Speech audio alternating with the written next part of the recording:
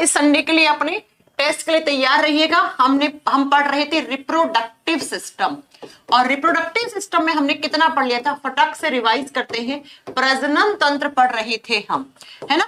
Reproduction की phases पढ़ाई थी पहले मैंने, कि जो रिप्रोडक्शन की फेजेस होती है वो कौन कौन सी होती है, जिसमें से मैंने आपको सारी फेजेस बता दी थी कि सबसे पहले गैमेटोजेनेसिस होता है, गैमेट्स बनते हैं, उसके बाद इंसेमिनेशन होता है, देन फर्टिलाइजेशन होता है, फर्टिलाइजेशन के बाद मैंने कहा था कि एम्ब्रियो बन जाता, जाइगोट बन जाता है, जाइगोट से एम्ब्रियो बन के पूरा एक बच्चा तैयार हो जाता है, इसको 9 महीने लगते हैं, है ना। 9 महीने के बाद उसकी डिलीवरी हो जाती है तो उसे हम चाइल्ड बोलते हैं या बच्चा बोलते हैं। उसके बाद हमने बताया था कि मेल रिप्रोडक्टिव सिस्टम हम स्टार्ट किए थे। मेल रिप्रोडक्टिव सिस्टम के मैंने कहा था 4 मेन ऑर्गन होते हैं। अब बताओ कौन कौन से मेन ऑर्गन थे, इस इमेज से बता दोगे आप। इस इमेज को दिखाकर आप बता दोगे कि 4 मेन ऑर्गन कौन कौन से पढ़े थे हमने मेल रिप्रोडक्टिव सिस्टम के। सबसे पहला पढ़ा था टेस्टिस। मैंने कहा था कि जो मेल रिप्रोडक्टिव सिस्टम होता है उसका जो मेन एंड प्राइमरी ऑर्गन होते हैं वो क्या होते हैं, वो टेस्टिस होते हैं, वृषण होते हैं। क्यों होते हैं प्राइमरी ऑर्गन, बिकॉज़ यहीं पर किसका फॉर्मेशन होता है, स्पर्म्स का फॉर्मेशन होता है ना, यहीं पर स्पर्म्स बनते हैं। उसके बाद ये जो स्पर्म्स हैं वो इस रास्ते से होते हुए यूरेथ्रा वाले पार्ट से बाहर जाने के लिए जिन डक्ट्स की सहायता लेते हैं उन डक्ट को बोलते हैं हम एसेसरी डक्ट। उन्हें क्या बोलते हैं बच्चा, एसेसरी डक्ट बोलते हैं, सहायक नलिकाएं। 4 पढ़ाई थी मैंने, एक रेटेटेस्टिस पढ़ा था, एक एपिडाइडमिस पढ़ा था, एक पढ़ा था हमने वास एफ्रेंसिया, एक पढ़ा था वास डेफरेंस। मैंने कहा था कि सेमनीफेरस ट्यूब्यूल में स्पर्म्स बनते हैं, मैच्योर होने के लिए एपिडाइडमिस में जाते हैं। देन ये जो रेटेटेस्टिस और वास डेफरेंस हैं ये क्या करती हैं, इन स्पर्म्स को यहां से लेकर इस यूरेथ्रा वाले पार्ट से बाहर निकालने में हेल्प करती हैं। ये बात हमने पढ़ ली थी। और मैंने एक बात ये भी बताया था कि अगर किसी मेल रिप्रोडक्टिव सिस्टम की जो वास डेफरेंस नली है उसको कट कर दिया जाए तो उसे कहा जाता है वेसेक्टोमी, बोले तो मेल नसबंदी कहा जाता है, राइट। ये बात हमने पढ़ ली थी। अब तीसरा, तो मेल रिप्रोडक्टिव सिस्टम को हमने 4 भागों में बांटा। पहले तो हो गया 1 पेयर टेस्टिस जिसे वृषण बोलते हैं, जिसमें हमारा स्पर्मेटोगोनिया स्पर्मेटोजेनेसिस होता है, मैं बोले तो स्पर्म का फॉर्मेशन होता है। दूसरा हमने पढ़ा था एसेसरी डक्ट, तो ये हम पढ़ चुके थे, 4 होती हैं। मैंने कहा था इनका नाम ही याद कर लो और एक वो मेल नसबंदी वाला पॉइंट याद कर लो। अब तीसरा आता है आपका यहां पर मेल ग्लैंड्स, क्या बोलते हैं उन्हें, मेल ग्लैंड्स या पौरुष ग्रंथियां। लिखिएगा मेल ग्लैंड्स। अब मेल ग्लैंड्स का मतलब क्या हो गया बच्चा, वो ग्रंथियां जो सिर्फ और सिर्फ मेल बॉडी में होती हैं। कहने का मतलब वो मेल रिप्रोडक्टिव सिस्टम में होती हैं, वो फीमेल में नहीं होती हैं, तो इन्हें बोलते हैं पौरुष ग्रंथियां। तो नेक्स्ट लिखेंगे पौरुष ग्रंथियां। और यहां से जो क्वेश्चन आते हैं उस पर हम डिस्कस करते हैं क्या क्या क्वेश्चन बन सकते हैं। देखो बच्चा बहुत ध्यान से पढ़ना कि ये जो मेल ग्लैंड्स, एक तो इनके नाम याद हो जाए आपको, वो भी बहुत बड़ी बात है। दूसरा इनके फंक्शन याद करने हैं। तीसरा ये क्यों होती हैं, ये क्यों होती है मेल रिप्रोडक्टिव सिस्टम में और कहां होती हैं, किस तरीके से हेल्प करती हैं। आपको ये इमेज दिख रहा है, सबको क्लियर हो रहा होगा इमेज। मैं थोड़ा सा ब्राइटनेस और कम कर देती हूं अगर आपको थोड़ा सा इमेज क्लियर होने में प्रॉब्लम है तो। वैसे तो मुझे लगता है सामने दिख रहा है, सब कुछ क्लियर है, कोई प्रॉब्लम नहीं है। थोड़ा सा इसका मैं ये लो। अब देखो सुनो, ध्यान से सुनिएगा। ये पहला इधर वाला टेस्टिस, ये दूसरा टेस्टिस, इन दोनों में स्पर्म्स का फॉर्मेशन हो रहा है। देन ये स्पर्म्स यहां से होता हुआ वास डेफरेंस से इस वाले हिस्से में आया। ठीक इधर से भी ये स्पर्म्स हैं, वो यहां से होते हुए यहां आए। अब इस हिस्से में यहां पर होती है मेल ग्लैंड्स। देखो पहला मेल ग्लैंड है ये वाला, एक पेयर है, ये दिख रहा है ऐसे करके, ऐसे, इसे बोलते हैं सेमाइनल वेसाइकल। पहला क्या है, सेमाइनल वेसाइकल, जिसे हिंदी में कहा जाता है शुक्राशय, हिंदी में कहा जाता है शुक्राशय। तो पहला मेल ग्लैंड जिसका नाम है सेमाइनल वेसाइकल, तो यहां से ऐसे स्पर्म्स आए। अब ये सेमाइनल वेसाइकल, या पीछे से स्पर्म्स आ रहे हैं, तो सेमाइनल वेसाइकल क्या करता है बच्चा, सुनो। सेमाइनल वेसाइकल म्यूकस डाल देता है। म्यूकस का मतलब होता है चिपचिपा पदार्थ। ये सेमाइनल वेसाइकल जो भी पीछे से स्पर्म्स आते हैं उनके अंदर क्या मिक्स कर देता है, आप बताओगे बच्चा। यहां पर वो मिक्स कर देता है म्यूकस। म्यूकस का मतलब होता है श्लेष्मा, चिपचिपा पदार्थ, जिससे कि स्पर्म्स हैं वो अपनी डायरेक्शन से हटे ना, वो सीधा इस चिपचिपे पदार्थ की हेल्प से नीचे की तरफ आ जाते हैं। नीचे की तरफ ट्रांसफर हो जाते हैं। तो सबसे पहला पॉइंट क्या हो गया बच्चा, सबसे पहला पॉइंट ये हो गया कि जो मेल ग्लैंड है उसमें से एक नंबर लिखिए सेमाइनल वेसाइकल, है ना। तो यहां से स्पर्म्स आए, उनके साथ इसने म्यूकस बोले तो चिपचिपा पदार्थ जो कहां पे डाल दिया, इस स्पर्म के साथ डाल दिया। तो एक पेयर सेमाइनल वेसाइकल होते हैं। तो पहला पॉइंट तो यही नोट कर दो। चलिए लिखेगा मेल ग्लैंड में सबसे पहले लिख दीजिएगा 1 पेयर सेमाइनल वेसाइकल। ये कभी कभी ना एग्जाम में ना क्वेश्चन यहां से भी बन जाता है कि इनमें से कौन सा मेल रिप्रोडक्टिव सिस्टम का हिस्सा है और कौन सा फीमेल का है। एक जोड़ी शुक्राशय, एक जोड़ी शुक्राशय होते हैं। और इस शुक्राशय का काम क्या है, इस शुक्राशय का काम है म्यूकस सिक्रीट करना। ये दिन रात म्यूकस बना रहे हैं और फिर जो पीछे से क्या आए हैं आप बताओगे कि जो स्पर्म्स आए हैं उनके अंदर ये म्यूकस मिला देते हैं। अब म्यूकस से क्या होगा, म्यूकस होता है बच्चा चिपचिपा पदार्थ, जैसे आपकी नाक से चिपचिपा पदार्थ निकलता है ना, वो भी म्यूकस है। जैसे हमारा सलाइवा, हमारा लार होता है, वो भी चिपचिपा होता है। ठीक वैसे ही ये जो सेमाइनल वेसाइकल होते हैं ये भी म्यूकस सिक्रीट करते हैं, चिपचिपा पदार्थ सिक्रीट करते हैं, श्रावित करते हैं। और ये म्यूकस के साथ पीछे से जो स्पर्म्स आए थे वो मिक्स हो जाते हैं। शुक्राणु, भाई स्पर्म्स तो सेल है ना, तो इन सेल्स के अंदर म्यूकस बन गया। तो एग्जाम में क्वेश्चन क्या आता है, एग्जाम में क्वेश्चन आता है बच्चा कि मेल रिप्रोडक्टिव सिस्टम का वो कौन सा हिस्सा है जो म्यूकस सिक्रीट करता है। तो आप क्या बताएंगे, वो एक जोड़ी सेमाइनल वेसाइकल है। अब जैसे ही यहां से पहला पॉइंट हो गया, इसके बारे में हमने पढ़ लिया। अब यहां से तो म्यूकस मिल गया, अब म्यूकस से जस्ट नीचे की तरफ वो म्यूकस और स्पर्म्स गए।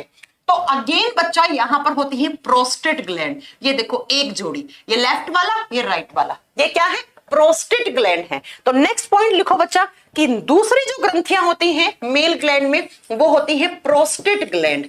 बच्चा ये सिर्फ और सिर्फ मेल बॉडी में होती है। प्रोस्टेट ग्लैंड को हिंदी में पौरुष ग्रंथि या प्रोस्टेट ग्रंथि ही कहा जाता है। प्रोस्टेट, आज तो पता नहीं इस बोर्ड को मैं लिखती कुछ हूं लिखा कुछ भी जा रहा है। प्रोस्टेट ग्लैंड, प्रोस्टेट ग्रंथियां होती हैं। कितनी होती है, ये भी 1 पेयर होती है, एक जोड़ी प्रोस्टेट ग्लैंड होती है। अब पढ़ते हैं कि इनका फंक्शन क्या होता है। प्रोस्टेट ग्लैंड क्या करती है बच्चा, ये प्रोस्टेट ग्लैंड जो भी पीछे से आया, अब पीछे से क्या आया, यहां से तो स्पर्म्स आ गए, यहां से क्या मिल गया, म्यूकस मिल गया। और जैसे स्पर्म्स और म्यूकस इस रास्ते से यहां आते हैं तो इधर से ये वाली प्रोस्टेट ग्लैंड, इधर से ये वाली प्रोस्टेट ग्लैंड, जो पीछे से सिक्रेशन आया उसके अंदर सिट्रिक एसिड डाल देती है। तो ये जो प्रोस्टेट ग्लैंड होती है ये दिन रात सिट्रिक एसिड बनाती है मेल बॉडी में, और सिट्रिक एसिड बनाकर जो भी पीछे से सिक्रेशन आया था उसके अंदर डाल देती है। तो इसका फंक्शन लिखिए कि प्रोस्टेट ग्लैंड होती है, ये क्या सिक्रीट करती है, दे सिक्रीट सिट्रिक एसिड। अब आप पूछोगे मैम कि सिट्रिक एसिड का काम क्या होता है, इनका फंक्शन क्या है, तो ये दिन रात सिट्रिक अम्ल बना रही हैं।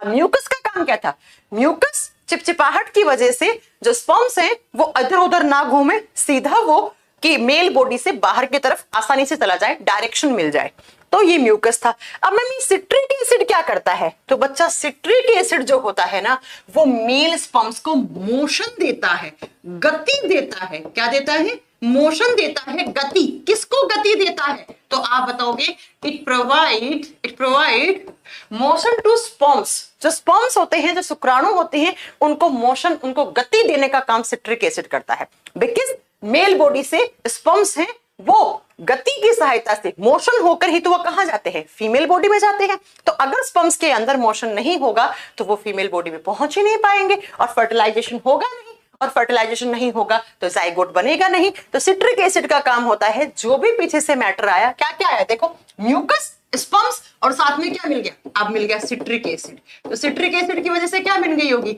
जो स्पर्म्स आए थे उनको गति मिल गई है, उनके अंदर स्पीड आ गई है, उनके अंदर चाल बढ़ गई है। तो यहां से प्रोस्टेट ग्लैंड से बच्चा सिट्रिक एसिड, यहां से म्यूकस। अब और नीचे की तरफ गया जब ये सिक्रेशन, तो ये देखो बेटा ऐसे मटर के दाने जैसी 2 अगेन ग्लैंड होती है, इनको बोलते हैं बल्बोथ्रल ग्लैंड। क्या बोलते हैं, बल्बोथ्रल ग्लैंड। और बल्बोथ्रल ग्लैंड क्या करती है, ये बच्चा सिक्रीट करती है फ्रक्टोज। क्या सिक्रीट करती है, फ्रक्टोज। फ्रक्टोज एक शुगर होती है, एक शर्करा होती है, और ये क्या देती है, इसके अंदर एनर्जी होती है। अगर आप ग्लूकोज पीते हो तो आपको एनर्जी मिलती है, ठीक वैसे ही अगर आप फ्रक्टोज भी खाते हो तो आपको एनर्जी मिलती है ना।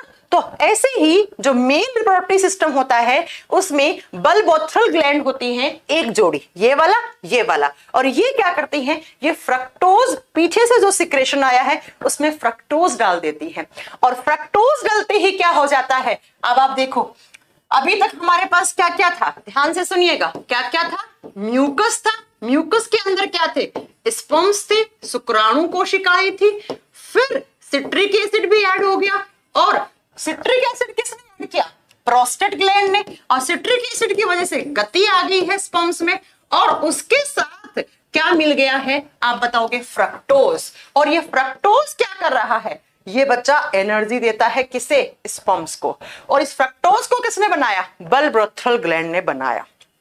तो कितने टाइप की ग्लैंड्स होगी, तीसरी और लिख लीजिएगा यहां पर, बल्बोथ्रल ग्लैंड, ठीक है, बल्बोथ्रल ग्लैंड, हिंदी में सेम नाम है, एक पेयर होती है बल्बोथ्रल ग्लैंड का, जैसे मैंने आपको पढ़ा दिया है, ये रहा बल्बोथ्रल ग्लैंड, है ना बच्चा, ठीक है। तो देखो यहां से तो स्पर्म्स बने, यहां से म्यूकस बना, एग्जाम में क्वेश्चन आता है, यहां से क्या बना, सिट्रिक एसिड, जिसकी वजह से स्पर्म्स के अंदर मोशन आया, गति आई, और यहां से एनर्जी बन गया, और जिसकी वजह से फ्रक्टोज बना, जिसकी वजह से स्पर्म्स के पास एनर्जी है। अब ये सारी चीजों का मिक्सचर देखो किस किस चीज का मिक्सचर हो गया, ध्यान से सुनिए, किस किस चीज का मिक्सचर हो गया। तो आप बोर्ड पे लिखा हुआ है किस किस चीज का मिक्सचर हुआ है, इस तरीके से आप नोट डाउन कीजिए कि mucus, sperms, citric acid, fructose, इन सबका मिक्सचर कहलाता है सीमेन। क्या कहलाता है, सीमेन, और सीमेन को हिंदी में कहते हैं वीर्य, सीमेन। बच्चा जब यहां से बना तो सिर्फ स्पर्म्स बने, शुक्राणु बने, लेकिन अब यहां से जब नीचे की तरफ पार्ट जो यहां से आउटर एरिया से जा रहा है, यूरेथ्रा वाले पार्ट से बाहर निकल रहा है, वो क्या निकल रहा है, सीमेन निकल रहा है, वीर्य निकल रहा है, और इसी सीमेन के अंदर क्या है, स्पर्म्स है। तो आपको डिफरेंस मालूम होना चाहिए कि what is semen and what is sperm. Sperm एक गैमेट सेल है, ये एक सेल है, एक कोशिका है बच्चा, जबकि सीमेन जो चिपचिपा पदार्थ है जिसके अंदर म्यूकस भी है, स्पर्म्स भी है, सिट्रिक एसिड भी है एंड फ्रक्टोज भी है। तो अब मेल रिप्रोडक्टिव सिस्टम से ये सीमेन कहां से बाहर निकलेगा, तो यूरेथ्रा वाले पार्ट से। यूरेथ्रा क्या होता है, जहां से यूरिन पास करते हैं, वहीं से ही क्या पास होता है, ये सीमेन बाहर निकलता है। और ये सीमेन कहां जाएगा, तो सेक्सुअल इंटरकोर्सेस से फीमेल बॉडी में जाएगा, और फीमेल बॉडी में जाकर इस सीमेन में क्या है, स्पर्म, वो स्पर्म्स जाके जुड़ते हैं बच्चा किसके साथ, ओवा के साथ, जिससे फर्टिलाइजेशन होता है। तो बेसिकली स्पर्म्स नहीं निकले हैं, निकला क्या है, सीमेन, और सीमेन के अंदर क्या है, तो आप बताएंगे बच्चा स्पर्म्स, ठीक है। तो ये पॉइंट बहुत अच्छा पॉइंट है जो एग्जाम में आता है क्वेश्चन, तो ये आपको नोट करना है। बाकी सेमाइनल वेसाइकल के, प्रोस्टेट ग्लैंड से, बल्बोथ्रल ग्लैंड से क्वेश्चन बनते हैं, वो आप नोट कर लीजिएगा। अब जरा मेरी बात को ध्यान से सुनिए, मैं एक छोटा सा इमेज आपको बना के दिखा रही हूं। क्या इमेज बना के दिखा रही हूं, देखो यहां पर मान लो टेस्टिस है, ठीक है, और इन टेस्टिस में क्या बन रहा है, स्पर्म्स बन रहे हैं, बिल्कुल बने स्पर्म्स। तो यहां से मान लो स्पर्म्स आ रहे हैं, और जो नली लेकर आती है, जैसे ये देखो एक और टेस्टिस है, तो इस तरीके से दो नलियां होगी, इन्हें क्या बोलेंगे, इन्हें बोलेंगे वास्ट डेफरेंस नली। वास्ट डेफरेंस नली, वो नली जो स्पर्म्स को लेकर आई, ऐसे सब लेके आई, तो बीच में और सिक्रेशन मिला, और सिक्रेशन क्या क्या मिला, तो बच्चा सेमाइनल वेसाइकल ने क्या बनाया, म्यूकस बनाया। उसके बाद आप बताओगे एक और प्रोस्टेट ग्लैंड थी, उसने क्या बनाया, तो आप बताएंगे सिट्रिक एसिड बनाया, तो एक और सिक्रेशन आ गया। तीसरा सिक्रेशन क्या आया, तीसरा आया फ्रक्टोज का, और ये सब आकर इसी स्पर्म्स के साथ मिक्स हो रहा है, और मिक्स होकर ये सारा पार्ट कहां पर होता है, तो ये ब्लैडर के अंदर जाकर स्टोर हो जाता है, और फिर इसी ब्लैडर से ही बाहर जैसे यूरिन जाता है, ठीक उसी भाग से, यूरेथ्रा वाले पार्ट से ही आपके सीमेन का इजैकुलेशन हो जाता है। मूत्र मार्ग से ही क्या चला जाता है, सीमेन आउट हो जाता है, और ये सीमेन क्या कहलाता है, वीर्य। और ये वीर्य फिर कहां जाता है, फीमेल बॉडी में जाता है। और फीमेल बॉडी में क्या होता है, जो ओवा बना है उसके साथ इस सीमेन के अंदर जो स्पर्म्स हैं वो फर्टिलाइजेशन करते हैं। वो क्या करते हैं, फर्टिलाइजेशन करते हैं। ठीक है डेविड, आप लास्ट क्लास में नहीं थे क्या? अगर नहीं थे तो फिर मैं उसमें कुछ नहीं कर सकती। ठीक है, तो हमने पढ़ा था कि जो मेल रिप्रोडक्टिव सिस्टम है उसको हमने 4 हिस्सों में बांटा। पहला हिस्सा ये था टेस्टिस, दूसरा हिस्सा ये नलियां थी, तीसरा आज हमने ये ग्लैंड्स पढ़ ली, चौथा मैंने लिखवाया था एक्सटर्नल जेनाइटल एरिया। तो बच्चा इस हिस्से को कहा जाता है, इसको कहा जाता है ग्लैंड्स पेनिस, और इसी पेनिस से यूरिन भी रिमूव होता है और यहीं से सीमेन बाहर जाता है।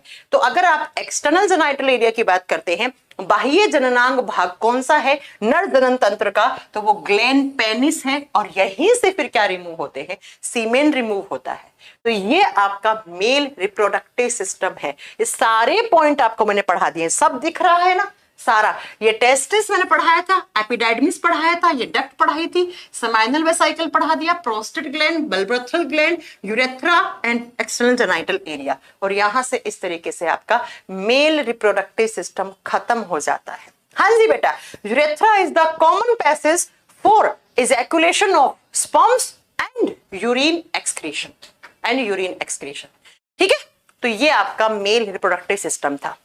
हाँ, कुछ पॉइंट है, बच्चों के कुछ डाउट है कि मैम स्पर्म्स का लाइफ स्पैन कितना होता है, सारी बातें करेंगे। एक बच्चा कह रहा है कि एक बारी में स्पर्म्स हैं वो सीमेन के अंदर कितने होते हैं, चलो नोट डाउन कर लो। अगर आप पूछे आपसे कि एक बारी में जब सीमेन जाता है, मतलब amount of sperms present in semen, अगर ऐसे क्वेश्चन आ जाते हैं, ये सब नोट डाउन कर लो, है ना, आ भी सकते हैं, कोई बड़ी बात नहीं है।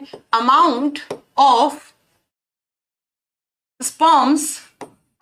स्पर्म्स इन सीमेन, एक बारी में जब वीर्य निकलता है तो उसमें कितना अमाउंट स्पर्म्स का होता है, तो एक बार में निकले हुए वीर्य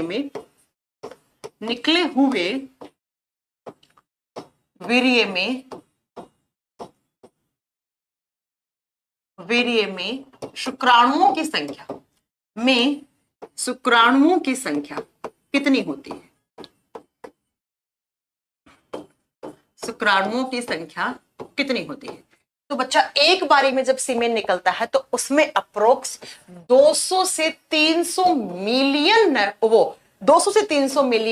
स्पर्म्स होते हैं।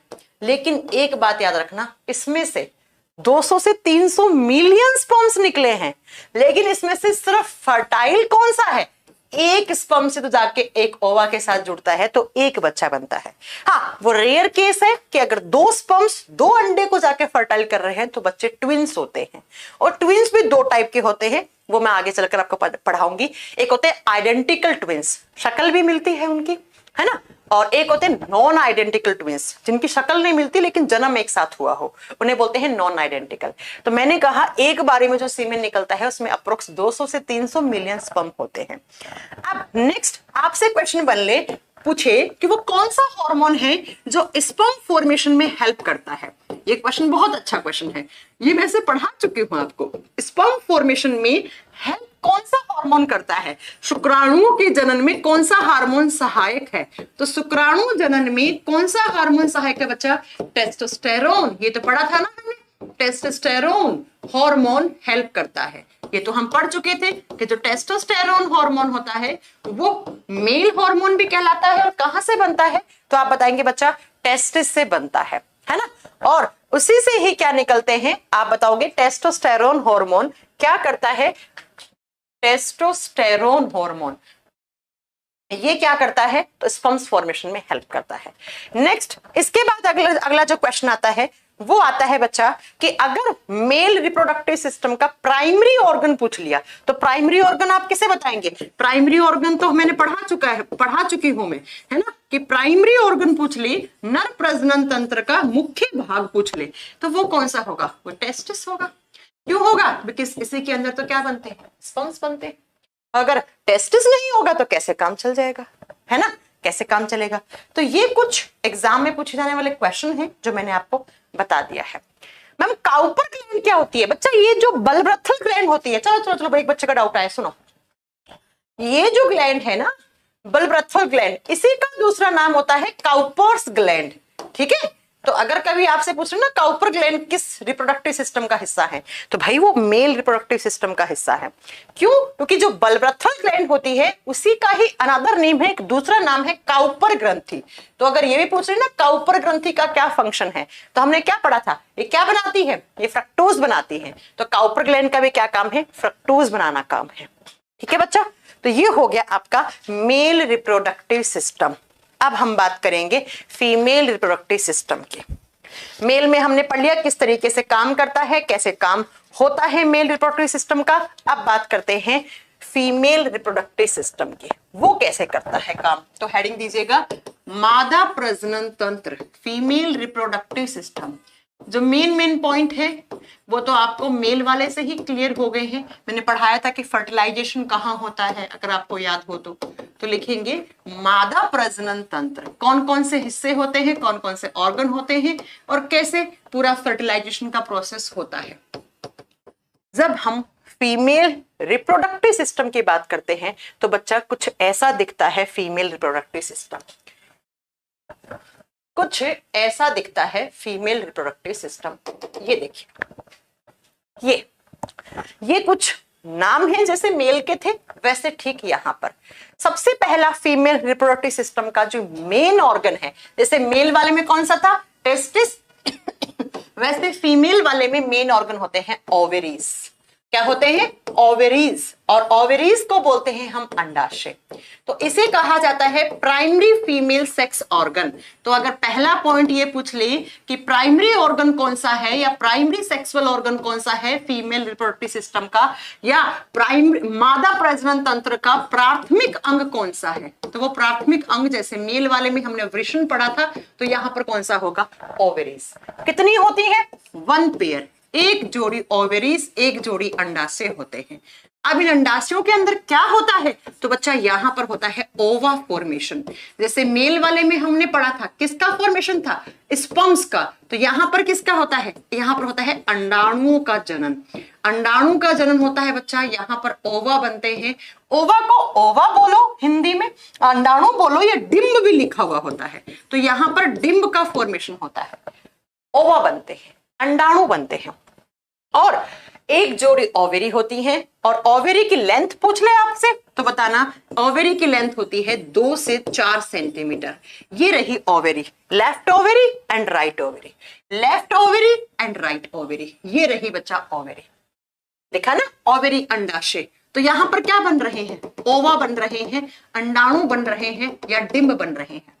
और ये अंडाणु सबसे पहले कब बनना शुरू होते हैं, जब कभी किसी महिला का मेंसेस स्टार्ट होता है, मेंस्ट्रुअल फ्लो स्टार्ट होता है। और मेंस्ट्रुअल फ्लो कब स्टार्ट होता है, तो मैंने पढ़ाया था at the age of puberty age. Puberty age आती है जब कभी किसी महिला में, तो उसमें सबसे पहले जब मेंस्ट्रुअल फ्लो स्टार्ट होता है, मासिक धर्म चक्र स्टार्ट होता है, तब उस लड़की में सबसे पहला एग बनता है, पहला अंडाणु बनता है ना। तो सबसे पहले कब बना, तो आप बताएंगे बच्चा, जब वो प्यूबर्टी एज में थी। और प्यूबर्टी एज महिलाओं की कब मानी जाती है, तो 12 से 14 साल। इस ईयर में जब कोई लड़की 12 से 14 साल की हो जाती है या इसके बीच में होती है, तो सबसे पहला मेंस्ट्रुअल फ्लो स्टार्ट होता है। उसी समय क्या बनना शुरू हो जाते हैं, उसी समय एक महिला के अंदर अंडाणु बनना स्टार्ट हो जाते हैं। और जब ये क्या होते हैं, पहली बार मेंस्ट्रुअल फ्लो स्टार्ट हुआ है, तो उसे कहा जाता है मेन आर्क। क्या कहा जाता है, मेन आर्क कहा जाता है। हिंदी में कहा जाता है रजोदर्शन, रजोदर्शन। जब पहली बार किसी महिला के अंदर मेंसेस स्टार्ट होते हैं, मेंसेस का मतलब है बच्चा कि सब पहली बार मेंस्ट्रुअल फ्लो स्टार्ट होता है, तो उसे कहा जाता है मेन आर्के। ठीक है, तो आप लिख दीजिएगा फर्स्ट मेंसेस। फर्स्ट मेंसेस या पहला मासिक धर्म चक्र क्या कहलाता है, मेन आर्के कहलाता है। और ये कब होता है, ये होता है बच्चा जब कोई महिला 12 से 14 साल की हो जाती है। और जब लास्ट होता है उसे कहा जाता है मीनोपोज। उसे मीनोपोज कहा जाता है। पोज का मतलब क्या हो गया? रुक गए। जब ये मेंसेस बंद हो जाते हैं, लास्ट हो गए, क्लोज हो गया, बंद हो गया, किसी महिला का मेंस्ट्रुअल फ्लो बंद हो गया, तो उसे रजोनी वृत्ति कहा जाता है। हिंदी में रजोनी वृत्ति कहा जाता है।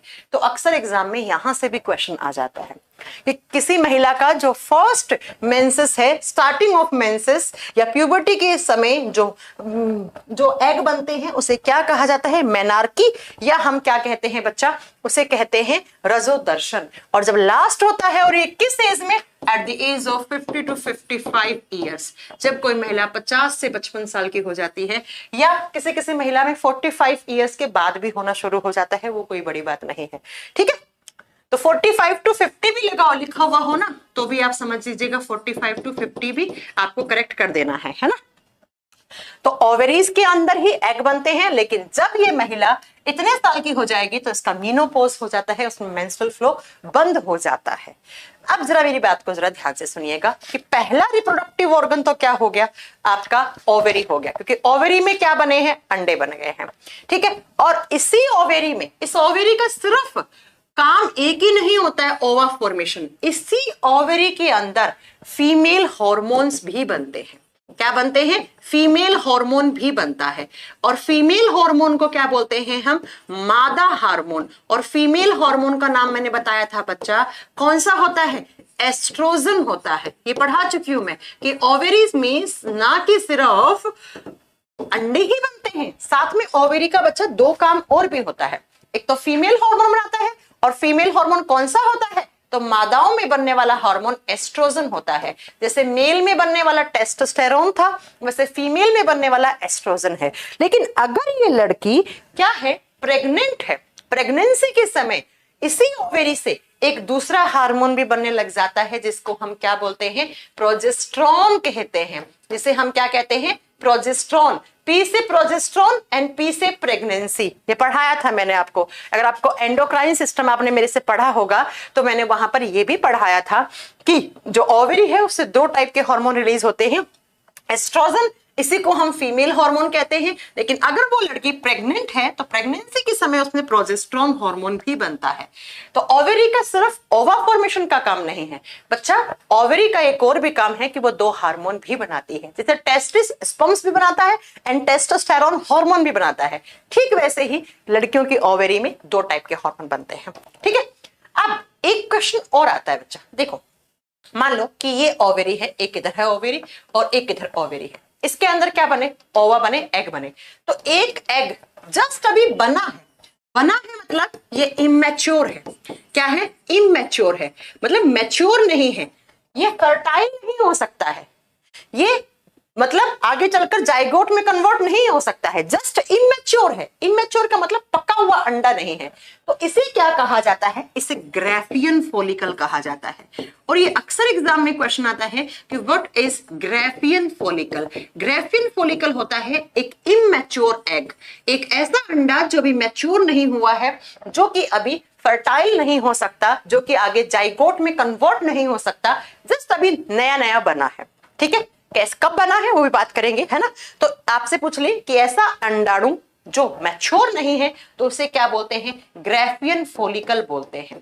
अब जब वो मैच्योर हो जाता है तब उसे ओवा कह देते हैं। ठीक है, उसे ग्राफियन फॉलिकल, जब वो इमेच्योर है तो उसे ग्राफियन फॉलिकल कहा, और जब वो मैच्योर हो गया तो मैच्योर होने के बाद हम उसे क्या कहते हैं? मैच्योर होने के बाद हम उसे ओवा या डिंब बोल देते हैं। और जैसे ही वो मैच्योर हुआ तो इस ओवेरी से बाहर आया यहां पर, और यहां पर क्या होती है? तो यहां पर नली होती है, इस तरीके से फैलोपियन ट्यूब होती है। इस ट्यूब के बारे में तो मैंने आपको पहले ही बताई थी बात, है ना। तो ये देखो इस इमेज में, इस इमेज से भी आप समझ सकते हो कि ये देखो, ये था ओवेरी, ये भी ओवेरी, तो इसके अंदर इमेच्योर सा है तो उसे ग्राफियन फॉलिकल। जैसे ही एग मैच्योर हो गया तो बच्चा ये क्या? ऐसे बाहर गया इस नली में, और इस नली को हम क्या बोलते हैं? फैलोपियन ट्यूब बोलते हैं। तो दूसरा जो फीमेल रिप्रोडक्टिव सिस्टम का हिस्सा है, पहला ओवेरी था जहां पर एग बना, ग्राफियन फॉलिकल्स बने, जहां पे हार्मोन बने, और दूसरा जो आता है वो आता है fallopian tube. Fallopian tube Hindi में बोलते हैं हिंदी में क्या बोलते हैं, अंडवाहिका नली। अंडवाहिका जो अंडाणुओं को वाहन करती है, अंडवाहिका नली। और इसका एक नाम और भी होता है, इसे ओविडक्ट भी बोलते हैं, ओविडक्ट भी बोलते हैं।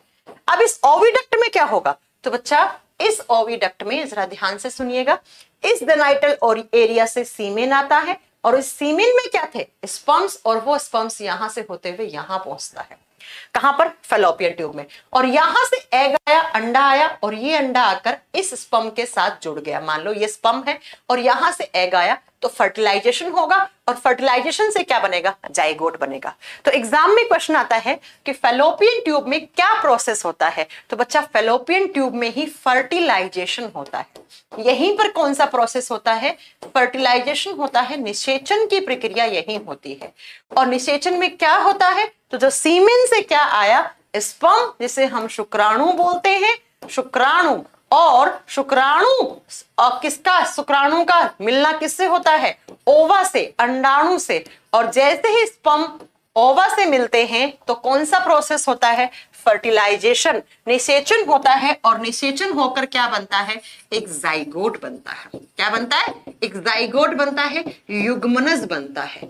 अब बच्चा यहां से एक दो क्वेश्चन है जो आप नोट कर लीजिएगा। शुरू में पहले ही पढ़ा चुकी हूँ हार्मोन के फंक्शन, बार बार नहीं पढ़ाऊंगी, पहले पढ़ा चुकी हूँ हार्मोन के फंक्शन। सुनिए, जो स्पर्म है वो कैसा सेल है, एग्जाम में 3 क्वेश्चन बनते हैं, ध्यान से सुनिएगा। स्पर्म को कहा जाता है haploid cell. Haploid cell Hindi में बोलते हैं एक गुणित कोशिका या एक गुणी कोशिका। जाइगोट को कहा जाता है डिप्लॉइड सेल। डिफरेंस सुन लो इनमें, डिप्लॉइड सेल का मतलब होता है द्विगुणी या द्विगुणित कोशिका। बच्चा, और ओवा भी क्या होता है, ओवा भी हैप्लॉइड होता है। हैप्लॉइड का मतलब होता है एक गुणी। अब एक गुणी का मतलब और द्विगुणी का मीनिंग क्या है वो सुनो। ऐसा कोई सेल जिसके अंदर ओनली 23 क्रोमोसोम हो, सिर्फ 23, नंबर में 23, पेयर नहीं कह रही हूं मैं, जोड़ा नहीं कह रही हूं बच्चा, मैं पेयर्स नहीं कह रही हूं, जोड़ी नहीं कह रही हूं, ओनली नंबर में 23 हो, उस सेल को हैप्लॉइड सेल कहा जाता है। तो स्पर्म के अंदर भी ओनली 23 क्रोमोसोम होते हैं, गुणसूत्र, ओवा के अंदर भी ओनली 23 होते हैं। तो स्पर्म और ओवा कैसी सेल है, आप बताओगे, स्पर्म और ओवा हैप्लॉइड सेल है, ये एक गुणित कोशिकाएं हैं। और जैसे ही 23 यहां से मिले क्रोमोसोम, 23 यहां से मिले, तो ये 23 यहां के आए यहां, 23 यहां के आए यहां, तो जाइगोट में टोटल कितने हो गए, 23 पेयर्स हो गए, मतलब टोटल 46 हो गए। तो जिसमें 23 जोड़ी हैं उससे डिप्लॉइड द्विगुणित कोशिका कहते हैं। और जिसमें एक क्या है, ओनली कितने हैं, 23 हैं, उसे हैप्लॉइड सेल कहा जाता है। बच्चा इस चीज को अपने दिमाग में बैठा लेना, एग्जाम में बहुत बार क्वेश्चन आता है ये, ठीक है, एग्जाम में हमेशा क्वेश्चन आता रहता है इससे कि स्पर्म कैसी सेल है। तो आप बताओगे एक गुणित है। एक गुणित क्यों है, बिकॉज इसके अंदर ओनली नंबर में 23 है, और ओवा भी कैसी है, नंबर में 23 है यहाँ पे। जबकि जाइगोट, बच्चा जो बन रहा है, उसको जाइगोट को क्या बोलेंगे, डिप्लॉइड सेल। तो 23 क्रोमोसोम कहां से आ गए, स्पर्म्स कहां बने थे, पापा के अंदर, तो 23 क्रोमोसोम पापा से आ गए। ओवा कहां बने थे, मम्मी में, तो इस बच्चे के अंदर 23 क्रोमोसोम मम्मी वाले आ गए, 23 पापा वाले आ गए। तो ये जाइगोट कैसा हो गया, ये डिप्लॉइड सेल हो गया। क्लियर है, किसी को डाउट नहीं है ना इस चीज से। आगे चलो फिर मैं, तो ये ओवाडक्ट या ओविडक्ट क्या होती है, ओविडक्ट या ओवाडक्ट भी लिखा हुआ, कोई बड़ी बात नहीं है। फैलोपियन ट्यूब, इसके अंदर फर्टिलाइजेशन होता है और एक जाइगोट बनता है। और ये ओविडक्ट है ना, ये वाली, इनकी लंबाई कितनी होती है, ये 11 से 12 सेंटीमीटर लंबी होती है। ये जो नली है ना, एक इधर वाली एक इधर वाली, इसे कहा जाता है 11। इसकी लेंथ अगर आपको लिखनी है, फैलोपियन ट्यूब की लेंथ लिखनी है, तो आप लिख लीजिएगा 11 से 12 सेंटीमीटर होती है। अब मैं आपको बताती हूं, महिलाओं की जब नसबंदी होती है तो उसमें क्या होता है। सबसे पहले तो मुझे ये बताओ, कोई बच्चा जानता है महिला नसबंदी को इंग्लिश में क्या कहते हैं, या उस ऑपरेशन को क्या कहा जाता है। जैसे मेल नसबंदी को क्या बोला था, वैसेक्टोमी। वैसे फीमेल की नसबंदी होती है तो उसमें क्या ऑपरेशन किया जाता है। बोलते ना कि किसी महिला को दूसरा बच्चा हो गया तो यार हमने बच्चे के साथ साथ उसका नसबंदी का ऑपरेशन भी करवा दिया, अब वो महिला आगे बच्चों को जन्म नहीं दे सकती। तो उसमें हाँ जी बिल्कुल सही बताया अनु ने, ट्यूबेक्टोमी। अगर मैं बात करती हूं महिलाओं की नसबंदी को क्या कहा जाता है, तो उसे ट्यूबेक्टोमी कहा जाता है। ये होता है ट्यूबेक्टोमी ऑपरेशन या महिला नसबंदी करवाना। किसी भी महिला की नसबंदी कब करवाते हैं, तो परिवार नियोजन के लिए, क्योंकि भाई इंडिया की बात करते हैं तो बहुत जरूरी है।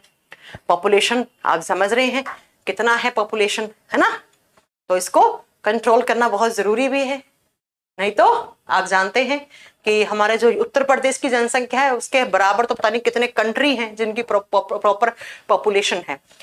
दो बच्चे दो ही अच्छे नहीं, आजकल तो बच्चा एक ही अच्छा। एक का इतना महंगाई है, पढ़ाना लिखाना कितना महंगा हो चुका है सब कुछ। तो महिलाओं की नसबंदी में क्या करती हैं डॉक्टर, तो डॉक्टर बच्चा इस फैलोपियन ट्यूब को कट कर देती है। जब इस फैलोपियन ट्यूब को कट करके यहीं पर ऐसे बांध देती है, इधर वाले को भी कट करके ऐसे बांध देती है। अब जब फैलोपियन ट्यूब बंद गया तो आप खुद सोचिए कि एग बनते तो है उस महिला में, ओवा तो बनेंगे उसमें, मतलब अंडाणु तो बनेंगे, लेकिन वो अंडाणु बन के यहां पे नहीं आए, इसे बांध दिया। और जब यहां पे नहीं आया तो अगर स्पर्म्स आते हैं तो क्या स्पर्म्स इस अंडे के साथ जुड़ेंगे? नहीं जुड़ेंगे। तो क्या फर्टिलाइजेशन होगा? नहीं होगा। तो क्या जाइगोट बनेगा? नहीं बनेगा। तो क्या वो महिला बच्चे कर पाएगी? नहीं कर पाएगी। तो महिलाओं की नसबंदी में इस फैलोपियन ट्यूब को काट के यहां पर इस तरीके से बांध दिया जाता है। इसे ट्यूबेक्टोमी ऑपरेशन या महिला नसबंदी कहा जाता है। अब इस महिला के अंदर एग तो बन रहे हैं, ओवा तो बन रहे हैं, लेकिन वो ओवा यहां पे बाहर नहीं आ रहे हैं, वो फर्टिलाइजेशन की प्रोसेस में हिस्सा नहीं ले रहे हैं। तो वो महिला अब कभी भी प्रेग्नेंट नहीं हो सकती है। राइट बच्चा, समझ गए इस चीज को? तो जाइगोट बन गया, यहां से स्पर्म्स आए, इस एरिया से सर्विक्स से होते वेजाइना से सर्विक्स से होते हुए कहां पर आए, तो आप बताओगे ये स्पर्म्स यहां पे आए और यहां पे फैलोपियन ट्यूब में एग, और उस एग से क्या बन गया? एक जाइगोट बन गया।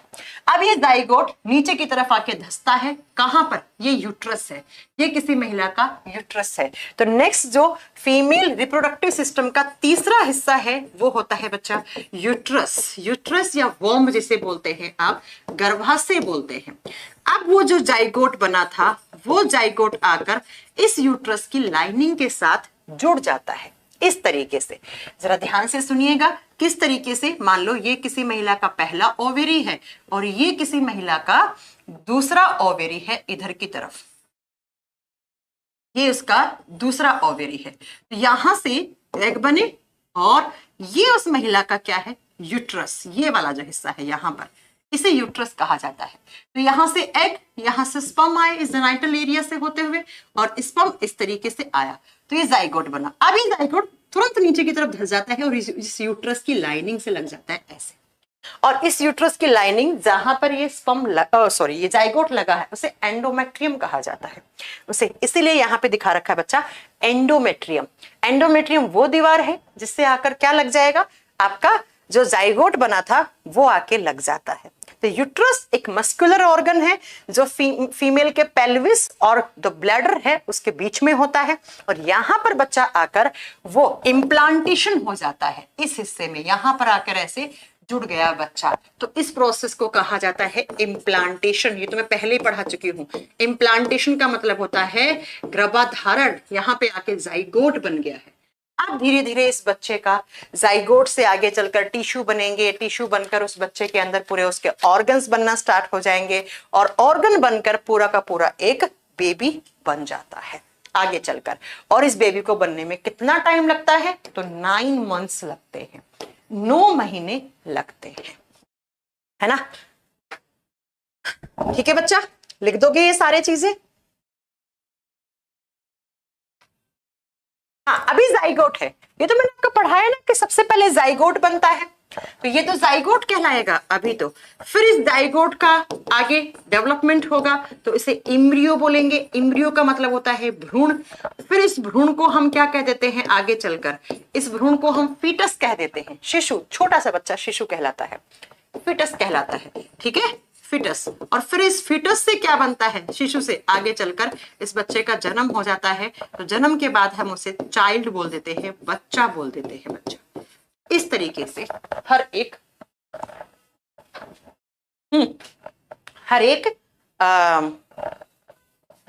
बच्चे का जन्म होता है। ठीक है बच्चा, हर एक बच्चे का इस तरीके से जन्म होता है। तो ये होता है बच्चा आपका फीमेल रिप्रोडक्टिव सिस्टम। अब एक बच्चा कह रहा है कि मैम ट्विंस बेबी कैसे होते हैं। तो सुनिए ट्विंस बेबी कैसे होते हैं। जब एक बारी में सीमेन निकला तो उसमें स्पर्म्स कितने आए, 200 से 300 मिलियन स्पर्म आए।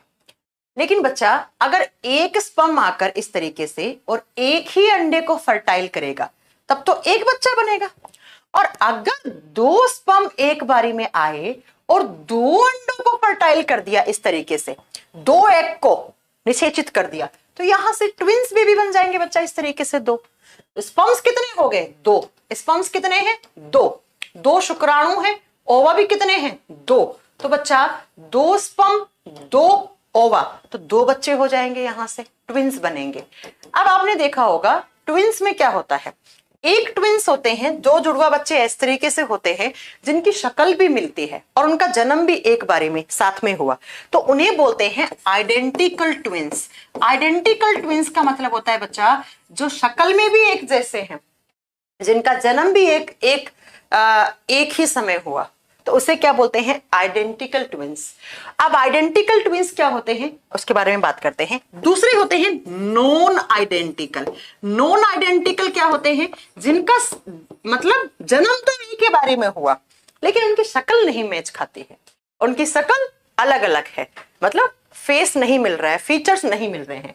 देखो बच्चा, जब 2 स्पर्म्स 2 ओवा को फर्टाइल करते हैं तो इस ओवा से अलग बच्चा बना, इन दोनों के फर्टिलाइजेशन से इससे अलग बना, तो इन दोनों का जन्म एक साथ होगा बिकॉज एक साथ फर्टिलाइजेशन हुआ था, लेकिन इनकी शक्ल नहीं मिलती है आपस में, तो ये कहलाते हैं नॉन आइडेंटिकल ट्विंस। अब क्या हुआ, यहां से स्पर्म तो 2 आए लेकिन अंडा एक ही फर्टाइल हुआ, एक ही अंडे को, और इस अंडे के 2 अलग अलग सैक बन गए इस तरीके से, तो इस सैक में एक अलग बच्चा बन गया, इसमें एक अलग बन गया। तो एक ही अंडे को फर्टाइल किया 2 स्पर्म्स ने, तो सैक 2 बन गए, एक ऊपर वाला पार्ट हो गया, एक नीचे वाला पार्ट, तो ऊपर वाले में एक दूसरा बच्चा है, नीचे वाले में एक दूसरा बच्चा है, तो अंडा तो एक ही हुआ ना, तो ये बच्चे तो आइडेंटिकल होंगे। ये क्या होंगे, आइडेंटिकल। आइडेंटिकल का मतलब है इनकी शक्ल मिलती है, ये आपस में मिलेंगे, ठीक है, इनकी शक्ल मिलती रहेगी। तो ये होते हैं आपकी ट्विंस वाला केस, इस तरीके से होता है जुड़वा बच्चों का केस। तो ये हो गया आपका फीमेल रिप्रोडक्टिव सिस्टम। अब थोड़ी सी बातें आपको इस चैप्टर में मुझे ये बतानी है कि अगर किसी महिला में एग बने, है ना, कुछ बातें करनी है मेंस्ट्रुअल फ्लो वगैरह के बारे में जो आपके एग्जाम में बन सकती हैं, कि अगर अंडा फर्टाइल नहीं हुआ तो क्या होगा उस समय, तब एंडोमेट्रियम की दीवार के साथ ये एग बाहर निकल जाते हैं, जिसे हम मेंस्ट्रुअल फ्लो बोलते हैं। और कल थोड़ा सा ये पढ़ाऊंगी और आपका ये चैप्टर फिनिश हो जाएगा। बस थोड़ी सी बातें बतानी है कल ये मेंस्ट्रुअल फ्लो के बारे में, क्योंकि यहाँ से भी कुछ क्वेश्चंस बन जाते हैं जो हम आपको कल बताने वाले हैं कि मेंस्ट्रुअल फ्लो कैसे होता है। लेकिन यहां तक आपको मैंने पूरा रिप्रोडक्टिव सिस्टम करवा दिया है। यही क्वेश्चन है, देखो क्वेश्चन कैसे आते हैं, स्पर्मेटोगोनिया क्या होती है, स्पर्म्स को न्यूट्रिशन कौन देता है, स्पर्म्स कहाँ बनते हैं, समाइनल वेसाइकल क्या होता है, स्पर्म्स मैच्योर कहाँ होते हैं, वेसेक्टोमी क्या होता है, वास डेफरेंस क्या होता है, टेस्टिस बाहर क्यों होते हैं, फिर फीमेल वाले में पूछ लेता है कि कहाँ पे फर्टिलाइजेशन होता है। ये सारे क्वेश्चन एग्जाम में आता है ना, ये सारे क्वेश्चन एग्जाम में आ जाते हैं। हाँ, कल बताएंगे ऑक्सीटोसिन हार्मोन के बारे में बात करेंगे, कल बात करेंगे बच्चा, अभी नहीं। ऑक्सीटोसिन के बारे में भी कल बात करेंगे, अभी नहीं।